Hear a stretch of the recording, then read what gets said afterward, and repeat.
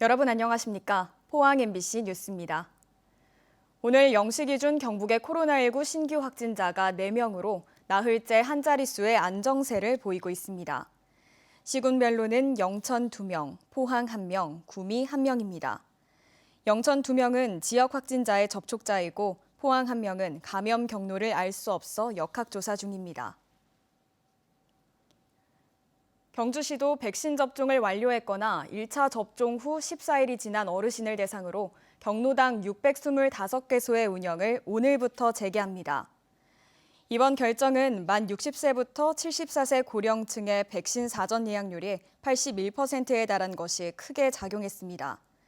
다만 경로당 내 식사 금지와 마스크 착용 의무화 등 방역 지침은 유지됩니다. 이와 함께 노인 종합복지관도 운영을 재개해 어르신들의 일상생활 복귀를 지원하고 있습니다. 코로나19 백신을 1차 접종한 경북도민에게 경주엑스포 대공원 무료 입장의 혜택이 주어집니다.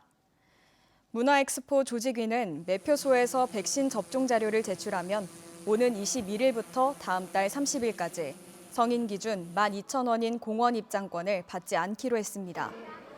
또 공원에서 열리는 인피니티 플라잉 공연은 8월 31일까지 백신을 맞은 전 국민에게 3만 원인 관람료가 면제되고 뮤지컬 용화향도도 이달 3일부터 문화체육관광부의 별도 지침이 있을 때까지 도민에게 관람료를 20% 할인해 줍니다.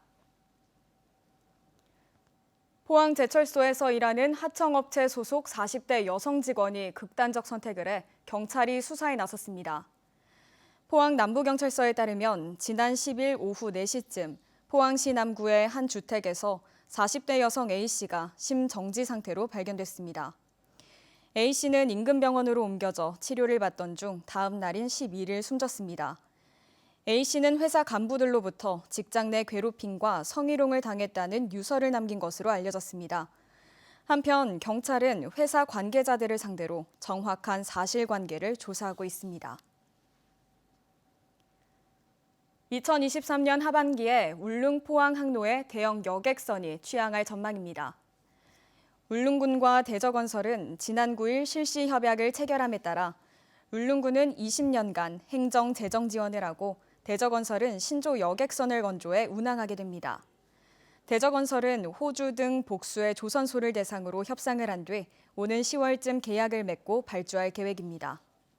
새 여객선은 정원 920명, 2,394톤급인 선플라워호보다 조금 크며 최고 시속은 42노트, 77.8km를 운항할 수 있고 예상 건조비는 550억 원 정도로 추정되고 있습니다.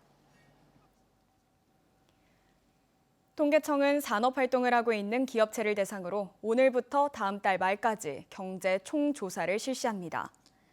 경제 총조사는 우리나라 산업 전반을 파악하기 위해 5년마다 실시하는 국가 기본통계조사로 2011년 첫 실시 이후 세 번째이며 통계청이 주관하고 지방자치단체가 실시합니다.